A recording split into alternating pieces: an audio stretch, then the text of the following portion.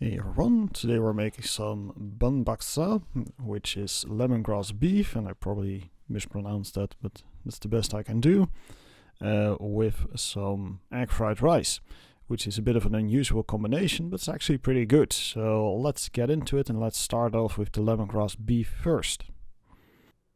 So we're going to start off with cutting up some lemongrass, so just take the ends off and the tops off. There's some guides online for the exact way of cutting it. I'm not 100% sure this is the correct way, but it works. I'm just going to halve them lengthwise.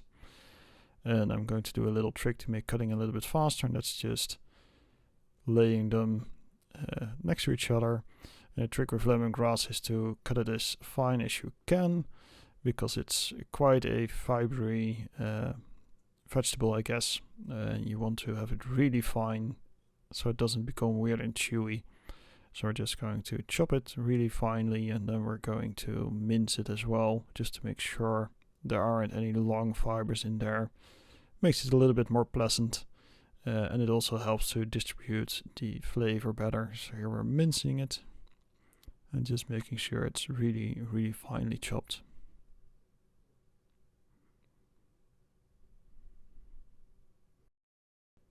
One more pass to make sure everything is nice and fine, and once we have a nice and fine even consistency, we can move on to the next task, which is some garlic. We're going to take 3 cloves of garlic, just squash them and peel them. And we're going to press these in, so I'm going to chop them a little bit finer, just so we have some room to work with in the garlic press itself. It is more traditional to finely cut the garlic, but I prefer to use a press because you get a finer consistency, so it's easier to mix in without leaving little bits of garlic in your sauce.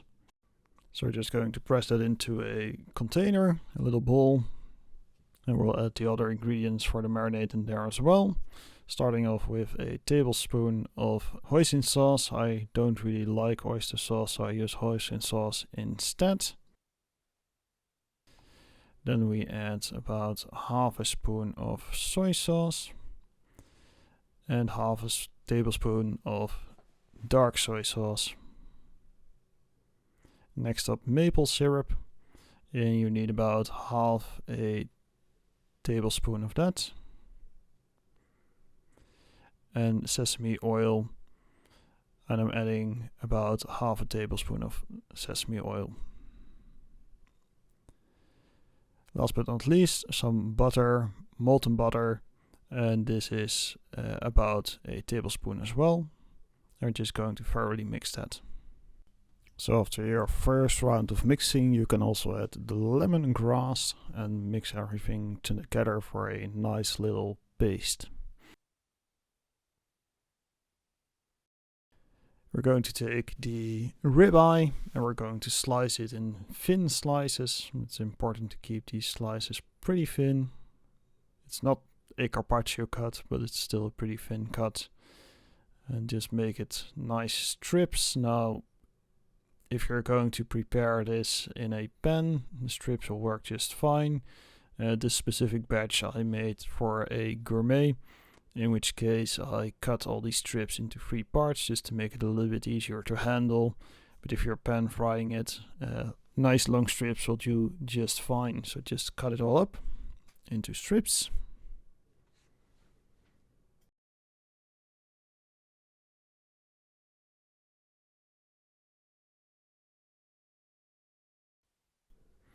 And then we add the marinade to the ribeye and make sure it's thoroughly mixed so all the pieces are properly covered in marinade. Give it a good stir. Then we have to cut up an onion, and I'm just going to cut it into half rings, which will be fine. Now for this specific application, I'm going to add half of the rings to the marinated ribeye. If you're just straight up cooking it, you can just add all the onion to the skillet when you're baking the ribeye. But this is a longer marinated version. In this case, I will take about half the onions and add them to the marinade.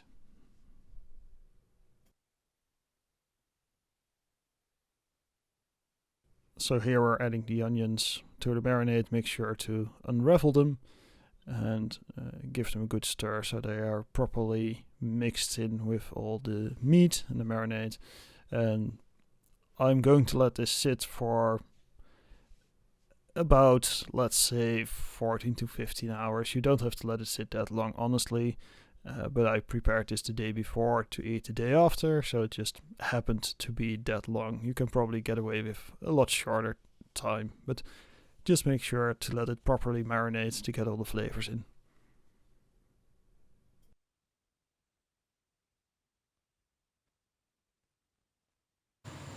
So the next step is to get the beef fried. Get a really hot skillet and just add some oil. I'm using sunflower oil here, which is not traditional, but it works just fine. It's not going to add much taste anyways. Just get it nice and coated. Now, in my case, we will get a little bit of burn in because my burner is actually not level, so some of the oil will just go one way in the pan and the other side will get a bit dry. That's not a big issue with cast iron. You can easily wash it off with a little bit of soap and it will be just fine. Make sure to let it sit long enough where it releases from the pan naturally, and you can just flip them over. I'm using some pliers here because that's just easier to maneuver the meat. If you have a bigger pan, you can also just throw everything in and stretch it out and let it cook that way. We're going to add some fresh onions to this, just to get a little bit of an onion taste in there, and also you can take your onions out and serve them with the meat, which is very nice.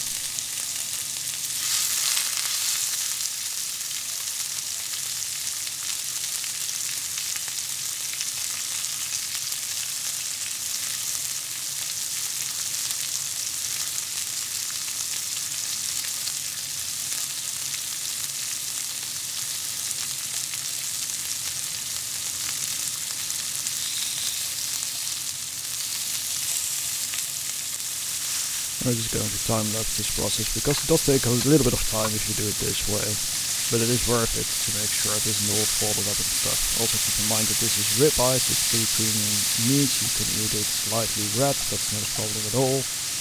All depends on your personal preferences, of course.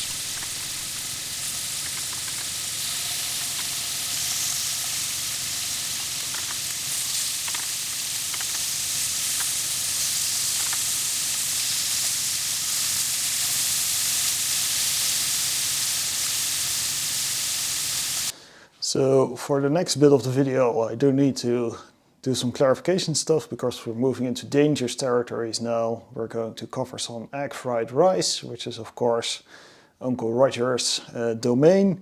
And I want to remain friendly with him because he's pretty vicious when it comes to this stuff. So I'm going to clarify a few things. Now, first thing I want to clarify is why am I not using a wok? Why am I using a skillet? Very easily said. My burners are weak, very weak. The burners you use to get actual wok hay are the jet engine burners they have in restaurants, which get really hot, really fast. And well, I don't have those. I don't have a wok burner at all. Another problem with those wok burners is that it produces a lot of smoke, which is of course the wok hay, the breath of the wok. My fume hood is also extremely weak, and it would just make the entire room smoke out, which would really make the missus pretty cross. So we're not going to do that at all. Now I could be using a flat bottom wok with my Western style cooking service, but a flat bottom wok is really not much more than a saute pan.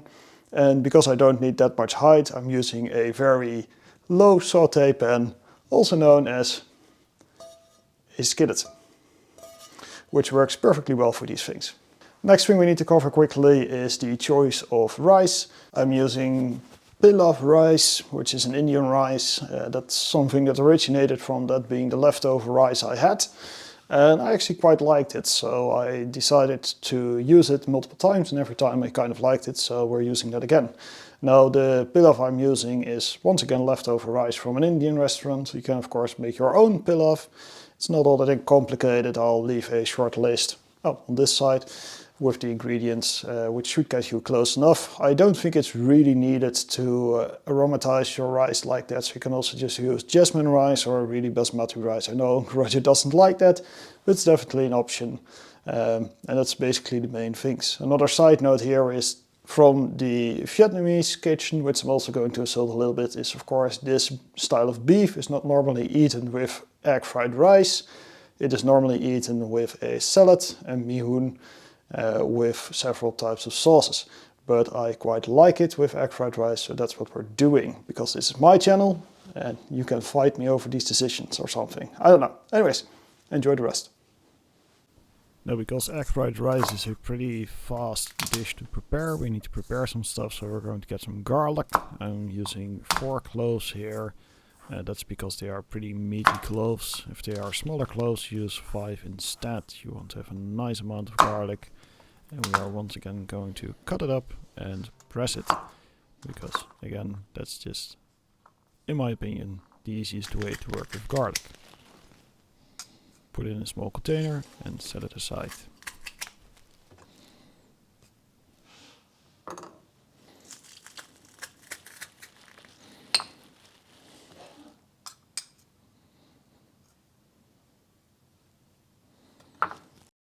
Next up is a chili pepper. Now, store-bought chili peppers are always a gamble. This one turned out to be quite tame, so I should have gone with 2, but use 1 or 2 chili peppers depending on your taste. I'm going to de-seed and delist them. Now, I messed up my video footage, so I don't actually have footage of me cutting the peppers, because for some reason I paused the recording when I had to start it and started the recording when I had to pause it, so it is what it is. So here's the cut peppers, and just toss them into a small container and set them aside so you have them at the ready once you start cooking. Next up, spring onions. We need about 2 spring onions for the egg fried rice, and I'm going to cut 1 spring onion for garnishing, so that will be added later on. Once again, as you can see, I was out of sync with the way I was cutting my video, so when you have this little bit, once again, put it aside in a container and have it at the ready.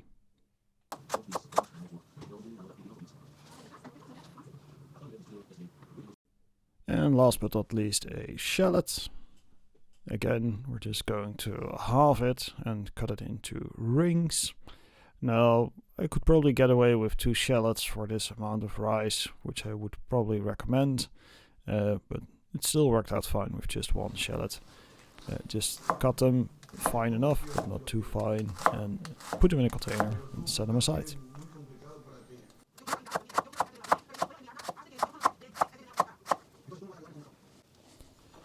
You need 2 eggs, and just crack them into a bowl and stir them. This one cracked really oddly, so it took me a second to realize what was going on. But there we go. 1 egg into the container. And let's crack the second one and get it in as well. Then just stir them up and make sure they are ready to go.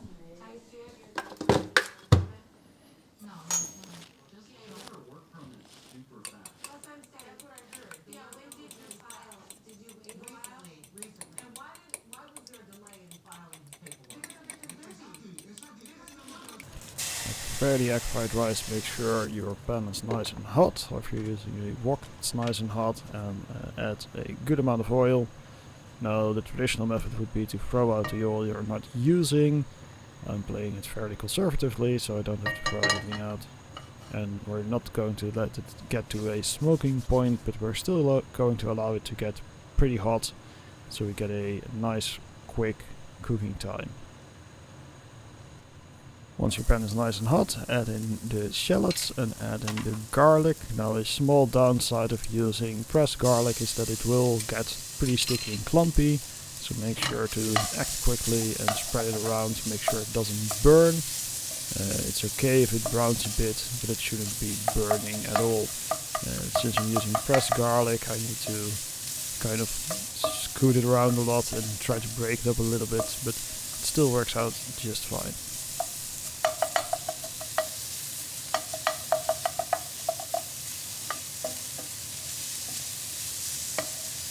So we're just going to keep this moving for a few minutes until it's nice and aromatic, and then we can add the egg.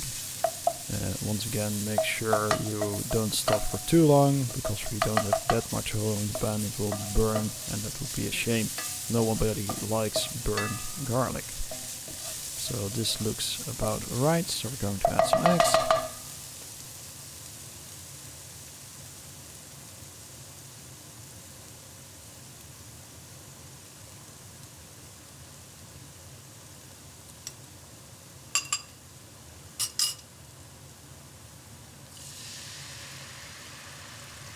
Now you don't want to turn this into a scrambled egg or an omelette. So once again, the key is to keep the heat high and to keep it moving so it solidifies without becoming a omelette or scrambled eggs. I would also highly recommend not using a wooden ladle to move this stuff around, but a metal utensil. It's just that I didn't have one at hand, so I grabbed my wooden utensil. And you will see that there's quite a bit of buildup of egg on the utensil, which is a bit wasteful because you're going to have to scrape it off and basically just dump it, but it is what it is. You just keep it moving until it solidifies, and that's the point where we can start adding the rice.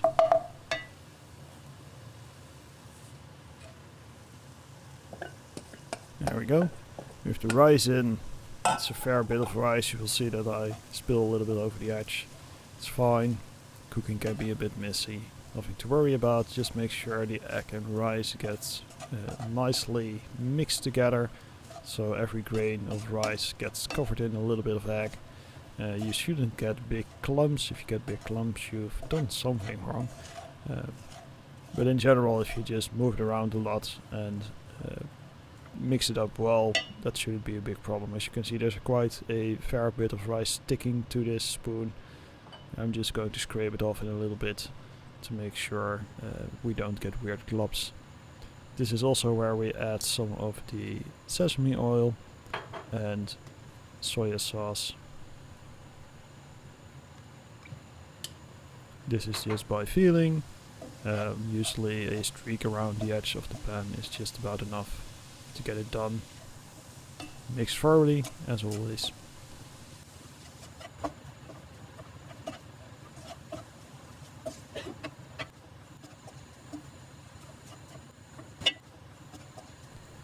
We're going to add the chili peppers and the spring onions into the mix. These are the last aromatics to be added, and we're just going to once again mix it up real good to make sure everything is properly mixed.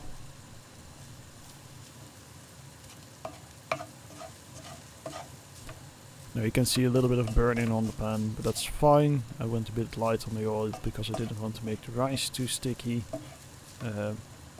With these stainless pans, that's a non-issue. You can easily wash it off. Just don't tear it from the bottom of the pan while stirring, and you're all good.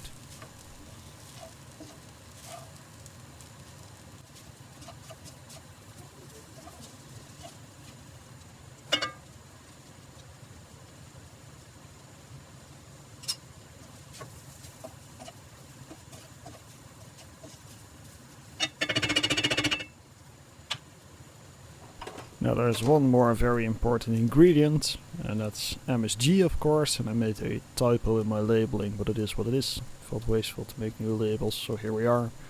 Add a bunch of MSG. Make sure to stir it thoroughly once again. We're still keeping the heat on pretty high. It's completely fine to have a little bit of burning on the surface of your pan. Just make sure to not unstick it and get it into your food, and you're good to go. I would definitely do this with a little bit more oil to prevent that next time, but overall it doesn't affect the taste much.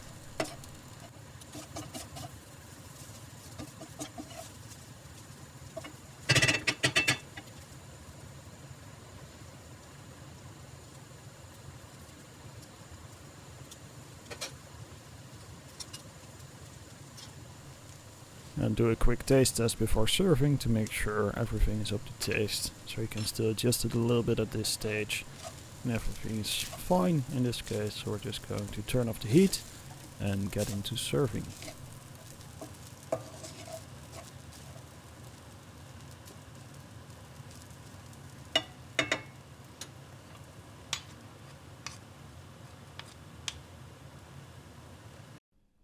Now for plating, I usually plate the egg fried rice and the lemongrass beef next to each other. You can also just stack the beef on top of the rice, whatever you prefer. You can mix it together, you can eat it separate, it's all up to you. What is a nice touch is to add some fresh spring onions on top, add a little bit of that green to it, and you can also side it with a fresh salad. Make sure your egg fried rice is nice and hot when you serve it, and your beef, you can cover it to keep it warm and serve it like this. And that should be a pretty good meal. So there you go, egg fried rice with lemongrass beef.